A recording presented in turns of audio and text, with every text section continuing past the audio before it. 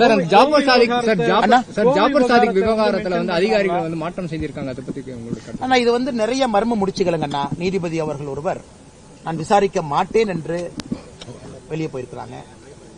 அந்த வழக்கில் இருந்த அதிகாரிகள் இன்னைக்கு மாற்றம் செய்யப்பட்டிருக்கின்றார்கள். அதை விசாரித்த ஒரு அதிகாரி கைது செய்யப்பட்டு சிறையில் இருக்காங்க. அதுவும் அண்ணனுக்கு தெரியும் நினைக்கிறேன். அதனால ஏகப்பட்ட மர்ம முடிச்சுக்கள். அதனால் இது மாநில அரசு இங்க இருக்கக்கூடிய சட்டம் ஒழுங்கு கையில் இருக்கக்கூடிய டிஜிபி அவர்கள் பத்திரிகையாளர் சந்திப்பு நடத்தணும். ஏன்னா ஒரு நாளுமே இந்த அரசு ஜாபர் சாதிக் கேஸை பொறுத்தவரை அரசின் மீது சந்தேகம் வலுவடைந்து கொண்டே இருக்கிறது. அதனால் டிஜிபி அவர்கள் ஒரு பத்திரிகையாளர் சந்திப்பு நடந்து என்ன நடக்குதுன்னு அவர் முதல்ல சொல்லிட்டு டிரான்ஸ்பர் பண்றாங்கன்னா ஏன் பண்றாங்க, சம்பந்தப்பட்ட அதிகாரி ஒருத்தர் சிறையில் இருக்காரு இன்னைக்கு ஒரு சப் இன்ஸ்பெக்டர் ஏன் இருக்கிறாங்க, டெப்டேஷன்ல போன ஒரு சப் இன்ஸ்பெக்டர் அதிகாரிகள், அதையெல்லாம் டிஜிபி அவர்கள் விளக்கம் கொடுக்க வேண்டும் என்பது எங்களுடைய எதிர்பார்ப்பு.